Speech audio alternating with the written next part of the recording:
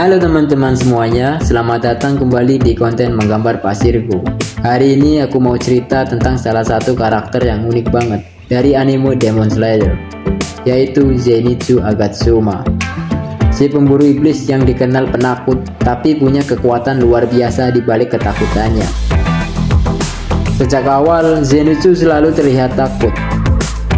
Setiap kali ada iblis, dia gemetar, teriak, bahkan kadang mau kabur. Tapi anehnya, meskipun takut, dia tetap berdiri, tetap berjuang. Karena bagi Zenitsu, keberanian bukan berarti tidak takut, melainkan tetap maju walau seluruh tubuhnya gemetar. Dulu, sebelum jadi pemburu iblis, Zenitsu hanyalah anak biasa yang sering gagal dan diremehkan. Namun hidupnya berubah ketika dia bertemu gurunya, Kirishima Jigoro, mantan pilar petir yang berhati bijak. Dari sang guru, Zenitsu belajar jurus pernapasan petir. Sayangnya, dari semua teknik petir yang ada, Zenitsu hanya bisa menguasai satu jurus, yaitu jurus pertama.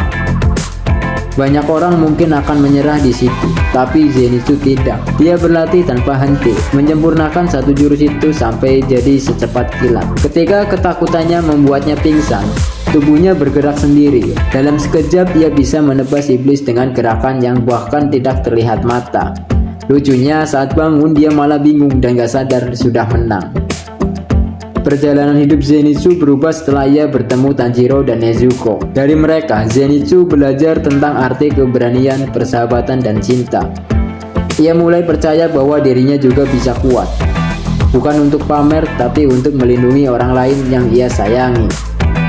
Sampai akhirnya tibalah momen paling berat dalam hidup Zenitsu, yaitu saat ia harus melawan Kaigaku, murid lain dari gurunya sendiri.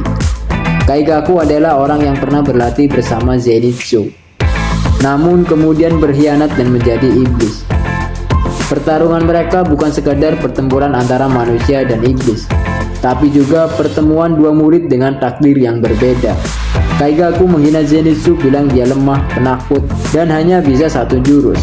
Tapi Zenitsu membuktikan bahwa satu jurus yang dia kuasai sepenuh hati lebih kuat daripada 1000 jurus tanpa makna.